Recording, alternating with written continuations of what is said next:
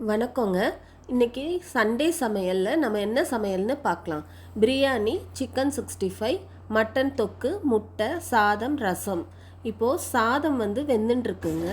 இப்போது அடுத்தது மட்டனுக்கு ரெடி பண்ணி வச்சுருக்கேன். நான் எல்லாமே ரெடி பண்ணி வச்சுருக்கேங்க. சிக்கன் 65 மசாலா போட்டு வச்சுருக்கேன். சின்ன வெங்காயம் உரிச்சு வச்சுருக்கேன் தனியாக. அப்புறம் பிரியாணிக்காக சிக்கனை மஞ்சத்தூள் உப்பு போட்டு வச்சுருக்கேன். பிரியாணிக்கு தேவையான மசாலா ஸ்பைசஸை எல்லாமே ரெடி பண்ணி வச்சுருக்கேங்க. ஹாஃப் லெமனை பிழிஞ்சு கிண்ணத்தில் வச்சுருக்கேன் நான். இப்போ நம்ம பிரியாணி செய்கிறது எப்படின்னு பார்க்கலாம். மட்டனுக்கு தாளித்து விட்டுட்டேங்க. மட்டனை நல்லா வாஷ் பண்ணிவிட்டு சின்ன வெங்காயம், வெள்ளைப்பூடு, இஞ்சி பூண்டு பேஸ்ட்டு, மஞ்சத்தூள், ஒரே ஒரு தக்காளி எல்லாம் போட்டு அதை மிக்ஸ் பண்ணி குக்கரில் வேக வச்சிடணுங்க. அதுக்காக ரெடி பண்ணி எல்லாமே வச்சுருக்கேன். நான் அடுப்பில் வச்சுட்டேங்க. இப்போ மிக்ஸ் பண்ணிவிட்டு பார்க்கலாம்.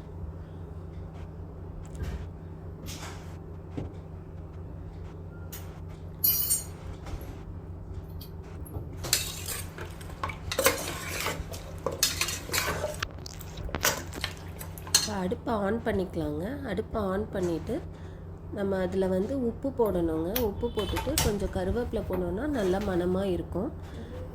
அது ரெண்டையும் இப்போ எடுத்து சேர்த்துக்கலாங்க.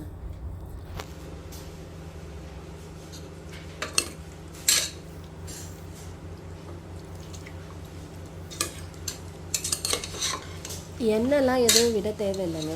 இது மாதிரி நல்லா வேக வச்சிடலாம். வேக வச்சிட்ட பிறகு லாஸ்ட்டு தாளிப்பு மட்டும்தான். எண்ணெய் அவ்வளோவா சேர்த்துக்கிறது உடம்புக்கு ஹெல்தி இல்லைங்க. அதனால தான் இப்போ இதெல்லாம் வேக வச்சுக்கலாங்க.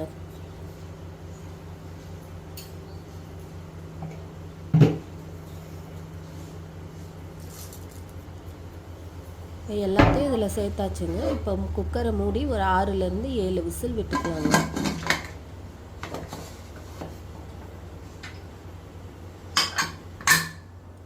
இதை பக்கத்து பர்னருக்கு நம்ம மாற்றிடலாம். மாற்றிட்டு பிரியாணிக்கு தேவையானதை நம்ம செய்ய ஆரம்பிச்சிடலாங்க.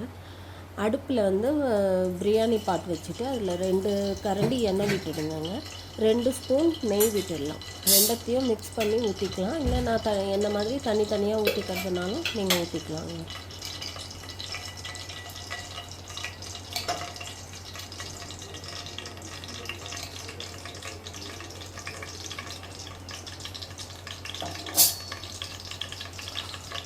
எண்ணெய் காஞ்ச உடனே நம்ம இந்த ஸ்பைசஸ் எல்லாத்தையும் ஒன்றா சேர்த்துக்கலாங்க பிரியாணிக்கு. இப்போ ஃபஸ்ட்டு நம்ம பட்டை, கிராம்பு, ஏலக்காய் அதெல்லாம் நம்ம சேர்த்துக்க போகிறோம். சேர்த்துக்கலாங்க.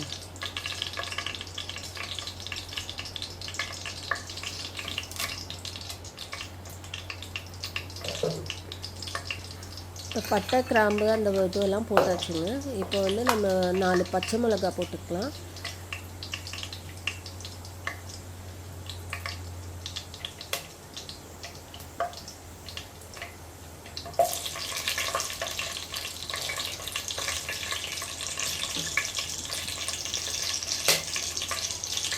பச்சை மிளகாய் போட்டது. இப்போ ஆனியனை போட்டுக்கலாங்க. ஆனியனை நல்லா லைட்டாக ப்ரௌனாக மாறுற வரைக்கும் நல்லா வதக்கிக்கலாம். வதக்கிட்ட பிறகு புதினா, கொத்தமல்லி எல்லாத்தையும் சேர்த்துக்கலாங்க 1 by 1.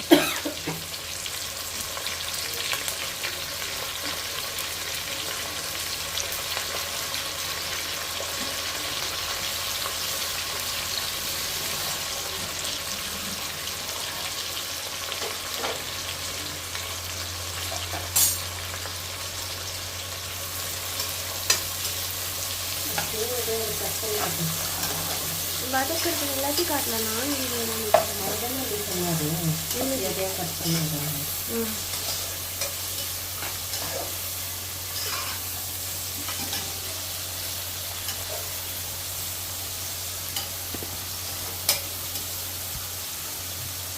ஆனியன் நல்லா வதங்கிடுச்சுங்க. நல்லா வதங்கின பிறகு நம்ம இப்போ இஞ்சி பூண்டு பேஸ்ட்டை சேர்த்துக்க போகிறோம். இஞ்சி பூண்டு பேஸ்ட்டை சேர்த்துட்டு தக்காளியை சேர்த்துக்க போகிறோம். இப்போ ஒன்றா அதுபடி சேர்த்துக்கிட்டே நல்லா பச்சை வாசனை போகிற வரைக்கும் வதக்கணுங்க.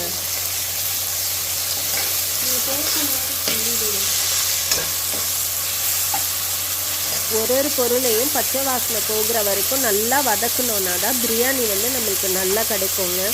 வாசனையாக நல்ல மணமாக நல்லா கிடைக்குங்க. பச்சை வாசனை போகலைன்னா பிரியாணி நம்ம சாப்பிடும்போது அது ஒரு மாதிரி ஸ்மெல் வருங்க. இப்போ அடுத்தது நான் ஒரு 3 தக்காளியை வந்து நல்லா விழுதாக அரைச்சி வச்சுருக்கேங்க. அதை வந்து நம்ம சேர்க்குறோம். அந்த தக்காளியையும் நல்லா சேர்த்துக்க போகிறோங்க. தக்காளியை நல்லா வதக்கணுங்க.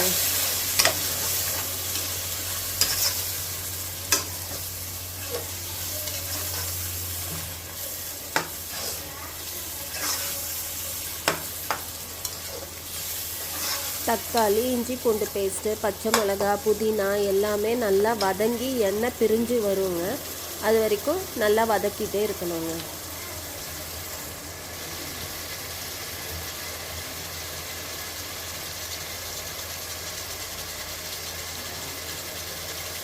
நம்ம அடுத்ததாக தனி மிளகாய் பொடி, கரம் மசாலா இதை சேர்த்துக்கலாங்க.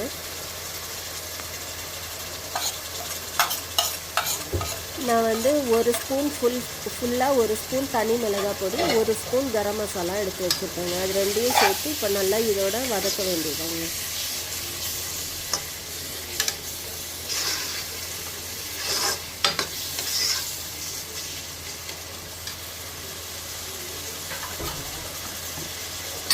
உப்பு கொஞ்சமாக சேர்த்துக்கலாங்க. உப்பு சேர்த்துட்டோன்னா அது வதங்கிறதுக்கு கொஞ்சம் ஈஸியாகவும் இருக்கும், சீக்கிரமாக வதங்கிடுங்க.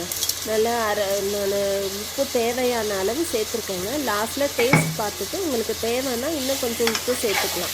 நான் இது வதங்கிறதுக்கு போட்டிருக்கேன். சிக்கனை வந்து நம்ம கழுவி மஞ்சத்தூள் கொஞ்சமாக உப்பு போட்டு அதை பரட்டி வச்சுருக்கிறதுனால நம்ம இதில் கொஞ்சமாக உப்பு சேர்த்துக்குவோங்க. நல்லா வதக்கி வேர்த்து நல்லா எண்ணெய் பிரிஞ்சு வந்த பிறகு நம்ம சிக்கன் போட்டுக்கலாங்க.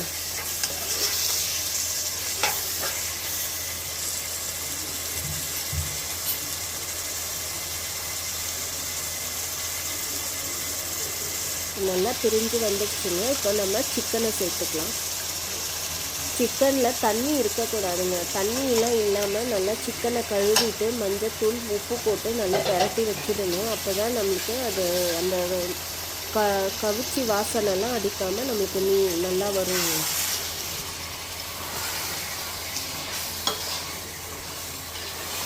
சிக்கனை ரொம்ப நேரம் வேக விடக்கூடாதுங்க. நம்ம ரொம்ப நேரம் வேக விட்டோன்னா பிரியாணி லாஸ்ட்டாக வரும்போது நம்மளுக்கு சிக்கன் உதிர்ற மாதிரி ஆகிடும்.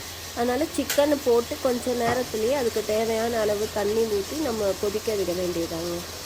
இப்போ தயிர் சேர்த்துக்கிறோங்க. தயிர் சேர்த்து இன்னும் கொஞ்சம் வதக்கிக்கலாங்க.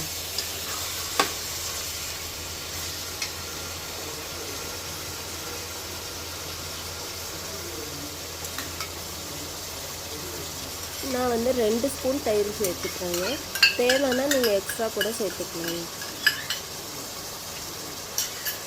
தயிர் வந்து நம்ம எதுக்கு சேர்க்குறோம்னா சிக்கன் வந்து நம்மளுக்கு நல்லா சாஃப்டாக பூ போல் வருங்க. அதுக்காக தான் நம்ம தயிர் சேர்த்துப்போம். தயிர் சேர்த்து நல்லா இதை நல்லா கலந்து விடணுங்க. கலந்து விட்டு அது இருப்பவும் கொஞ்சம் எண்ணெய் பிரிஞ்சு வர அளவுக்கு வதக்கி விடணுங்க.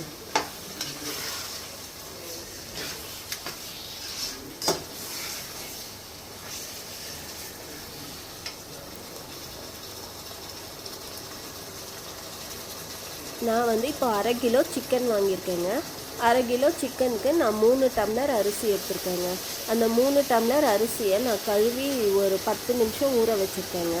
இப்போது நம்ம இதுக்கு தேவையான அளவு தண்ணி வந்து நான் வந்து இதுக்கு வந்து 5 டம்ளர் 3 டம்ளர் அரிசிக்கு நம்ம வந்து 6 டம்ளர் தண்ணி ஊற்றுவோங்க. ஆனால் அரிசியை நான் ஊற வச்சுருக்கிறதுனால நான் தண்ணி வந்து கம்மியாக ஊற்றிக்கிறேங்க.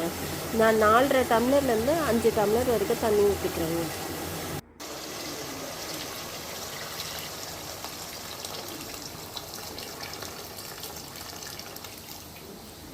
நம்ம தண்ணி ஊற்றிட்டு நல்லா ஒரு கலந்து விட்டுட்டு கொதி வர வரைக்கும் வெயிட் பண்ணலாங்க.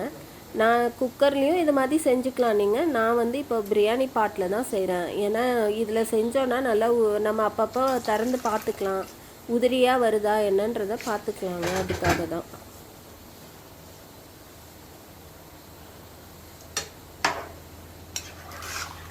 இப்படி எல்லாத்தையும் கலந்து விடும்போது இப்போ நம்ம உப்பு காரம் எல்லாமே கரெக்டாக இருக்கா, நம்மளுக்கு எல்லாம் சரியாக வருதா அப்படின்னு பார்த்துக்கணுங்க. உப்பு வந்து ஒரு கல் கூட இருக்கணும் நம்மளுக்கு. அப்போ தான் பிரியாணியில் வந்து அரிசி போட்டதும் நம்மளுக்கு கரெக்டாக வரும். காரம் உப்பு எல்லாமே ஒரு ஒரு கொஞ்சம் நம்மளுக்கு ஜாஸ்தியாக இருக்கிற மாதிரி தோன்ற மாதிரி போட்டுக்கணுங்க. அப்போ தான் நம்ம பிரியாணி அரிசி போட்டு எல்லாம் லாஸ்ட்டில் வரும்போது கரெக்டாக இருக்கும். புளிப்புக்காக நான் ஒரு அரை லெமனை பிழிஞ்சு வச்சுருந்தேங்க, அதையும் இதோட நான் சேர்த்துக்கிறேன். சேர்த்து எல்லாத்தையும் கலந்து விட்டுட்டு இப்போ நம்ம அது கொதிக்கிற வரைக்கும் வெயிட் பண்ணலாங்க. அரிசியை சேர்த்துக்கலாம். எனக்கு கொஞ்சம் உப்பு பத்தாதது மாதிரி இருந்ததுங்க, அதுக்காக நான் லைட்டாக கொஞ்சம் உப்பு சேர்த்துக்கிறேன்.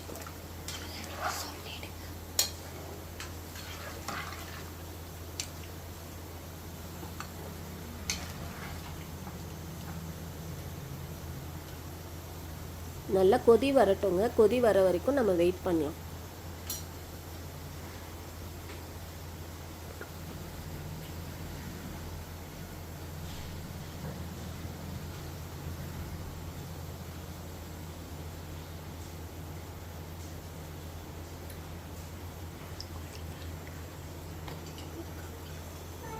நல்லா கொதிச்சு வந்துருச்சுங்க. நல்லா கொதிக்கும்போது நம்ம ஊற வச்ச அரிசியை சேர்த்துக்கலாங்க. சேர்த்து ஒரு தடவை நல்லா கிண்டி விட்டுடணுங்க. அதுக்கப்புறம் சும்மா நம்ம கிண்டக்கூடாதுங்க, அப்புறம் பாஸ்மதி ரைஸ் நம்மளுக்கு உடஞ்சது போல் ஆகிடும். அதனால் அரிசியை போட்டுட்டு நம்ம சும்மா ஒரு கிண்டி விட்டுட்டு வெயிட் பண்ணணுங்க. அரிசியும் தண்ணியும் ஈக்குவலாக வர வரைக்கும் நம்ம வெயிட் பண்ணணுங்க. வேகணும் அரிசி, அது வரைக்கும் பார்க்கலாங்க என்னென்னு.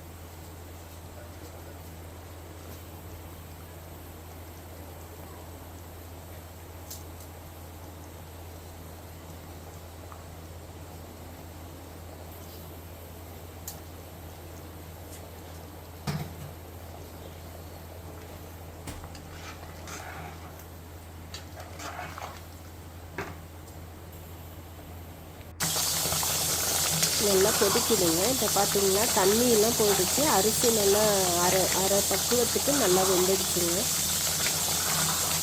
இன்னும் கொஞ்சம் தண்ணி இதுவான பிறகு நம்ம தம் போட்டுக்கலாம். அப்போ கரெக்டாக நம்மளுக்கு வந்துடுங்க. நம்ம கேஸ் ஸ்டவ்வில் சின்ன பர்னரில் நமக்கு அந்த சிம்மில் வச்சுட்டு தம் போட்டுக்கலாங்க. நான் இதில் எல்லாம் கரெக்டாக வந்துடுச்சுங்க. இப்போது தம் போடுற டைம் வந்துடுச்சு. இப்போ நம்ம தம் போட்டுக்கலாங்க.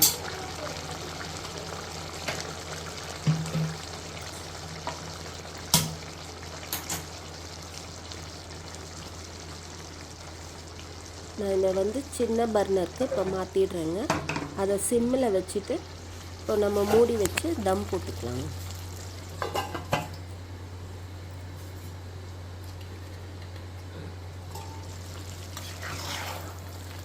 நல்லா அடியிலேருந்து ஒரு தடவை கிண்டி விட்டுடலாம். கிண்டி விட்டுட்டோன்னா அடியில் அடி பிடிக்காமல் நல்லா வருங்க பிரியாணி. நம்ம இதை எல்லாத்தையும் கிண்டி எல்லாத்தையும் இது பண்ணி விட்டுட்டு மூடி வச்சிடலாம்.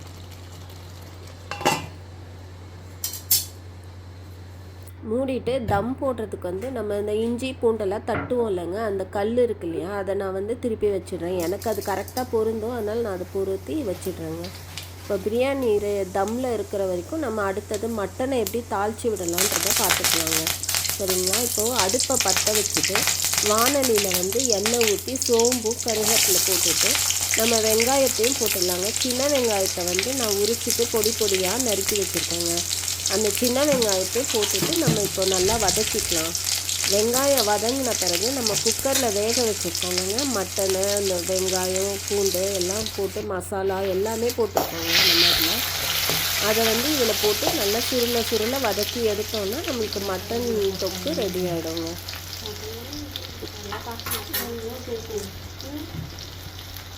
இப்போ மட்டன் உள்ள நான் வேக வச்சுருக்கேங்க. தக்காளி ஒன்று போட்டேன் இல்லையா, அந்த ஒரு தக்காளியையும் நான் இந்த எண்ணெயோடு சேர்த்து நல்லா வதக்க போகிறேங்க.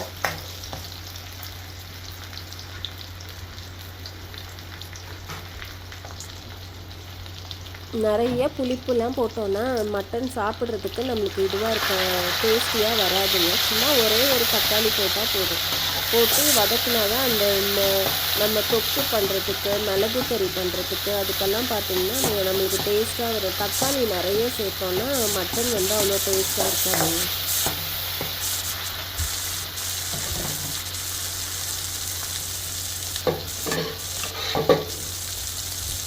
எல்லாமே நான் போட்டு வேக வச்சுட்டேங்க. அந்த மட்டனோட அரை ஸ்பூன் மிளகாய் பொடி, கரம் மசாலா, இஞ்சி பூண்டு பேஸ்ட்டு எல்லாமே போட்டு தான் நம்ம வேக வச்சுருக்கோங்க.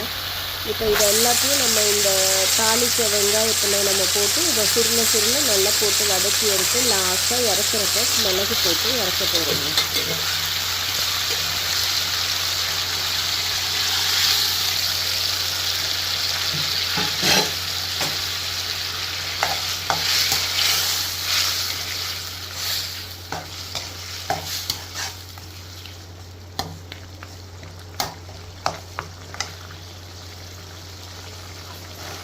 நம்மளுக்கு குழம்பு மாதிரி வேணும்னா இந்த டைமில் தேங்காய் அரைச்சி ஊற்றி அதை குழம்பா கூட நம்ம இது பண்ணிக்கலாங்க.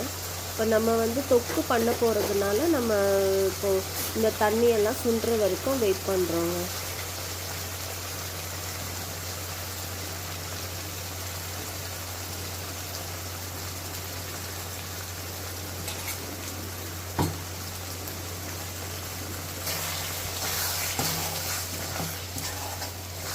நல்லா எண்ணெய் பிரிஞ்சு வந்திருக்குதுங்க. தண்ணியெலாம் நல்லா முழுசாக நல்லா ட்ரை ஆகிடுச்சு.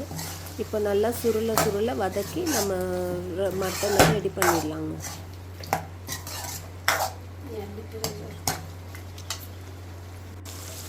பாருங்கள் நல்லா இப்போ ட்ரை ஆகிடுச்சு. இப்போ ட்ரை ஆனதும் லாஸ்ட்டாக இதில் மிளகு தூள் சேர்த்து நல்லா திரட்டி விட்டு இறக்கிட வேண்டியதாங்க. மட்டன் இப்போது நம்மளுக்கு ரெடி ஆகிடுச்சு. பிரியாணி தம்மில் போட்டோம். பிரியாணியும் இப்போ நம்மளுக்கு ரெடி ஆகிடுச்சுங்க. பிரியாணி எப்படி வந்திருக்குன்னு நம்ம இப்போ திறந்து பார்த்துடலாங்க. பாருங்களேன், சூப்பராக அழகாக வந்துடுச்சுங்க. உதிரியான்னு கொஞ்சம் கூட தண்ணி இல்லாமல் கீழே அடி பிடிக்காமல் பாருங்கள் எவ்வளோ அழகாக வந்துடுச்சுன்னு. சிக்கனும் உடையாமல் வந்திருக்குங்க. பிரியாணி சூப்பராக வந்திருக்கு. நம்மளுக்கு நல்லா கமகமன் வாசனையாக இருக்குதுங்க. தக்காளி வெங்காயம் அதெல்லாம்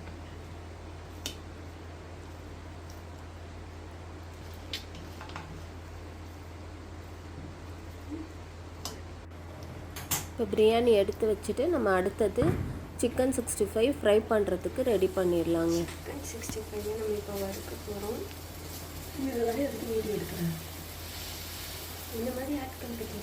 அடுப்பில் இப்போ வானலியை வச்சுட்டு எண்ணெய் ஊற்றிடலாங்க. எண்ணெய் காஞ்சதும் நம்ம மெதுவாக சிக்கன் ஃப்ரை பண்ணி எடுத்துடலாம்.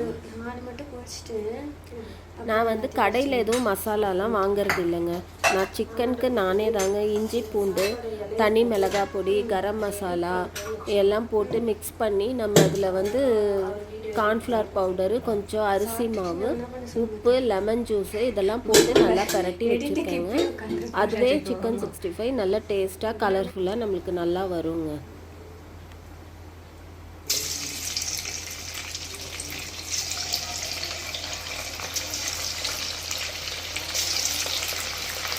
எண்ணெய் நல்லா காஞ்சிடுச்சுங்க. நம்ம சிக்கன் ஒன்றா போட்டு பொரித்து எடுத்துக்கலாங்க.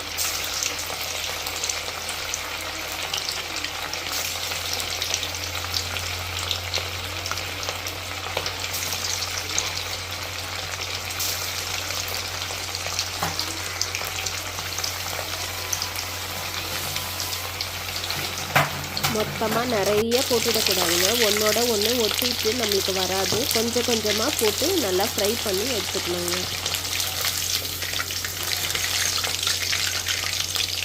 பாருங்கள் எவ்வளோ அழகாக ஒட்டாமல் ஒன்றோட ஒன்று ஒட்டாமல் தனித்தனியாக அழகாக வந்துடுச்சு பாருங்கள். நல்லா கிறிஸ்பியாக வந்துடுச்சு. நான் வெறும் தனி மிளகா பொடி தாங்க சேர்த்தேன். அப்போ கூட எப்படி நல்லா கலராக நல்லா வந்திருக்கு பாருங்கள்.